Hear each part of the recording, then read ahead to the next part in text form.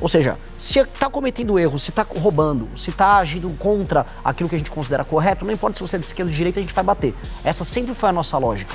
O senhor citou no começo da nossa entrevista uma polícia que não siga os direitos humanos. O senhor não considera isso um pouco perigoso? Qual que é a sua proposta exatamente para a segurança pública? Conversar um pouquinho sobre o cenário que espera o senhor para as eleições agora de 2026. O senhor é considerado um outsider, alguém fora do meio político, e se coloca contra essa polarização que a gente vem acompanhando com os números nas pesquisas entre o presidente Lula e Flávio Bolsonaro. Assim como temos também outros candidatos à direita. O que te separa desses outros candidatos para além de Lula e Flávio Bolsonaro? Bom, primeiro de tudo, a minha história.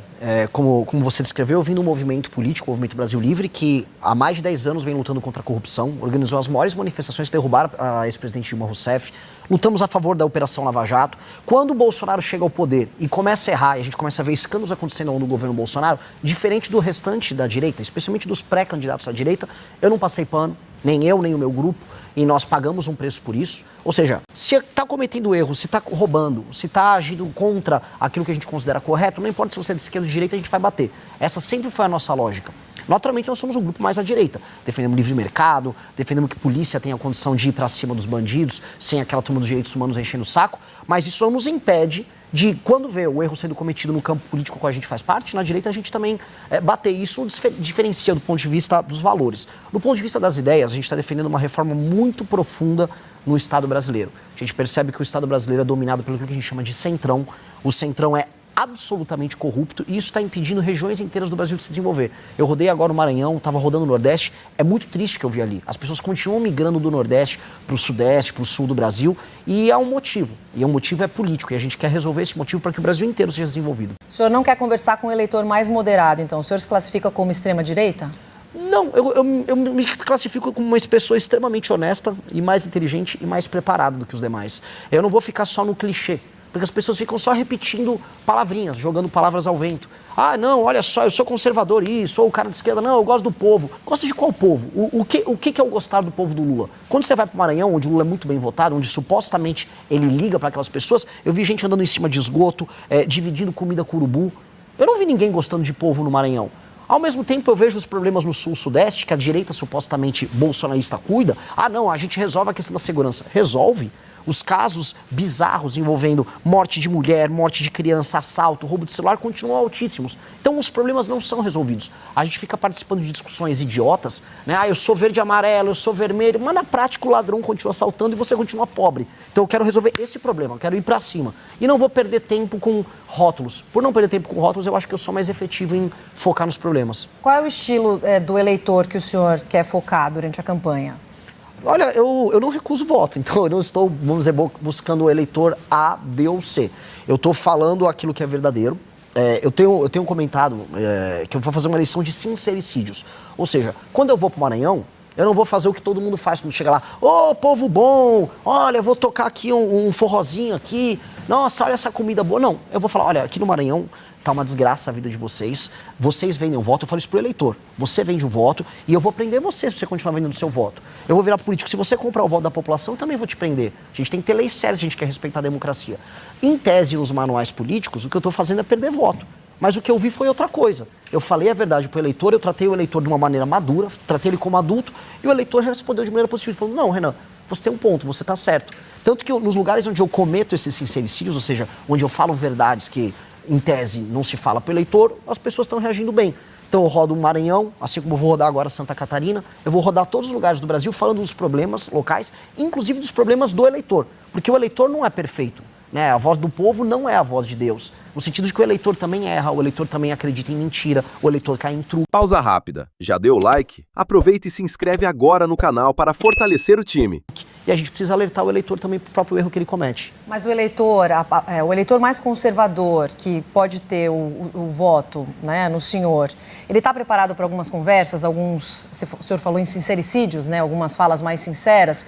O senhor recentemente, respondendo a um vazamento de mensagens da imprensa, falou sobre o uso, por exemplo, de cogumelos alucinógenos. O eleitor, por mais que tenha estudo, tenha comprovação científica já no nosso país, o eleitor mais conservador, ele está pronto para esse tipo de conversa? Eu não sei se ele está pronto, porque eu não vou fazer mentir para ele. Né? Se eu precisar mentir para ele, para porque ele não está pronto para o assunto A, B ou C, quer dizer que eu sou um mentiroso, quer dizer que eu sou um farsante. Eu não estou afim desse papo. Como eu te disse, eu quero uma eleição em que as pessoas serão tratadas como pessoas, como adultos. Se for tratar como criança, eu vou inventar, não, na verdade, vazou uma conversa, mas era uma IA. Não, olha só, assim, uma vez eu tomei uma microdosagem para me ajudar a trabalhar mais. Muita gente no mercado financeiro, muita gente no Vale do Silício, o Elon Musk já fez a mesma coisa, e eu acho que eu fiquei mais produtivo com isso, inclusive gostaria de ver isso no SUS, tanto a psilocibina quanto o canabidiol do SUS. Não acho problema nenhum em tratar desses temas. Eu não vou colocar o eleitor como um idiota.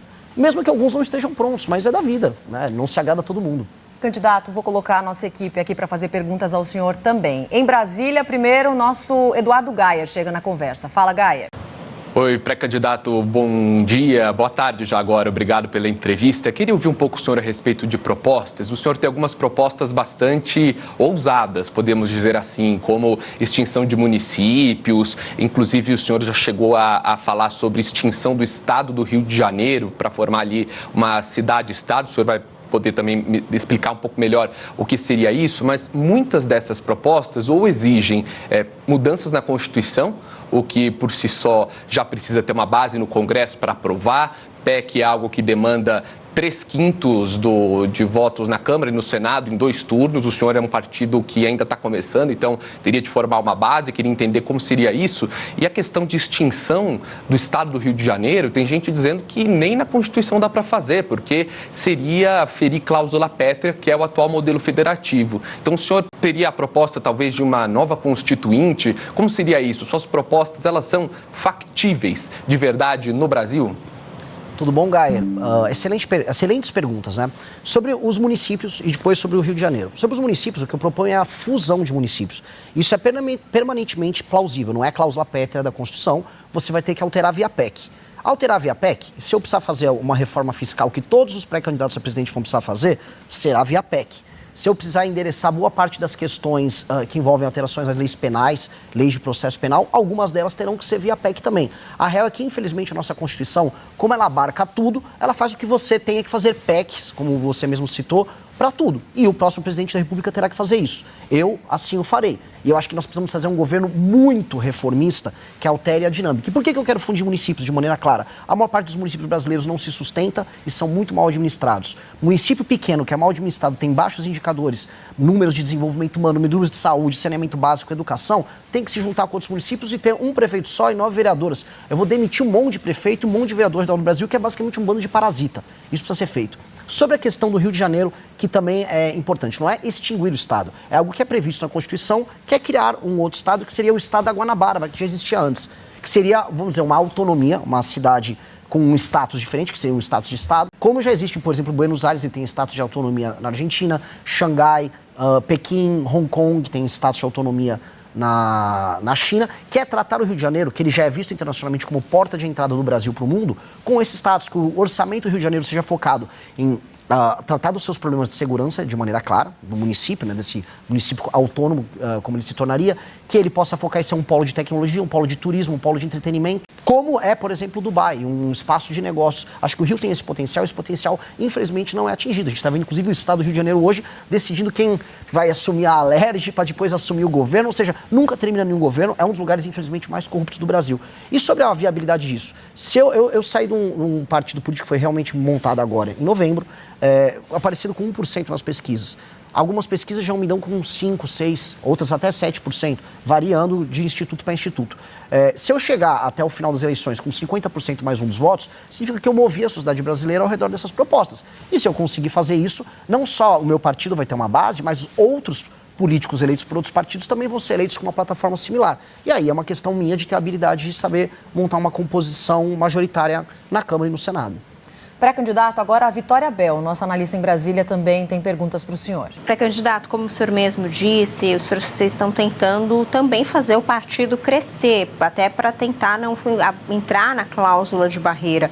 O senhor acredita que com a candidatura do senhor será possível um crescimento de quanto do partido? Quantos deputados, por exemplo, vocês conseguiriam eleger já nessas eleições de outubro?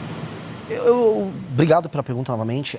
Eu não faço muito essa conta, a gente também não montou, porque se eu ficasse preso nessa conta, eu estaria fazendo o que todos os partidos fazem. O que é? Os partidos entregam seus diretórios estaduais para algum político do centrão que tem dinheiro, ele fica com o diretório, autônomo, faz os negócios que ele quer ali e em troca ele nos dá um deputado federal para ajudar a passar a cláusula de barreira. A gente não vai fazer isso, a gente não vai negociar os nossos diretórios e o nosso plano é eleger pessoas dentro da nossa plataforma. A gente tem um livro, chama Livro Amarelo, que é um conjunto de propostas que nós temos para resolver os problemas do Brasil, que é daí onde surgiram as propostas que o Geyer perguntou antes. E com base nisso, nós temos que construir essas propostas nos seus estados e ser eleitoralmente efetivo. Saiu uma pesquisa Atlas que mostra que o nosso partido é o quarto partido, com apenas 5 meses de idade, mais bem avaliado do Brasil. A gente já tem 5% da aprovação do eleitorado. Se isso se confirmar nas urnas, sem muito esforço a gente passa a cláusula de barreira. Então, o meu foco inteiro é construir um partido que seja uma alternativa para o Brasil. Não só através da minha pré-candidatura, mas também da pré-candidatura dos nossos governadores, candidatos a deputado federal e no futuro das nossas outras lideranças. A gente tem que ter uma tese para o Brasil, uma proposta muito clara para o Brasil e ela tem que ser forte. Porque se ela não for forte, mas o partido for forte, eu sou só um partido do centrão. Essa sopa de letrinha que tem um monte de nome por aí, mas não serve para nada. Eu tenho que ter uma característica, e a característica nossa é o que tem que eleger os nossos deputados. Pré-candidato, sobre segurança pública, ainda um dos principais assuntos que certamente vão movimentar aí a campanha até outubro. O senhor citou no começo da nossa entrevista uma polícia que não siga os direitos humanos. O senhor não considera isso um pouco perigoso? Qual que é a sua proposta exatamente para a segurança pública aqui do nosso país? Não, eu sou a favor de uma polícia que siga princípios de direitos humanos. O que eu não sou a favor são ONGs de direitos humanos que recebem dinheiro de fora do Brasil, especialmente de fundações estrangeiras, que interferem na política de segurança brasileira de modo a permitir que as leis brasileiras sejam pró-bandido. Eu não acho que faça sentido a gente tenha, por exemplo, uma progressão de pena como a gente tem no Brasil, em que uma pessoa que comete crimes de maneira regular possa não cumprir a pena inteira dela. E aí quando você vai discutir isso no debate público, vê uma ONG de direitos humanos e fala, não, mas isso está fazendo com que as cadeias fiquem superlotadas. Ora, que a gente construa mais cadeias, mas não que a gente solte um bandido que, sei lá, pegaram um caso agora de um homem que violentou sexualmente uma senhora de idade, antes tinha violentado sexualmente a própria mãe.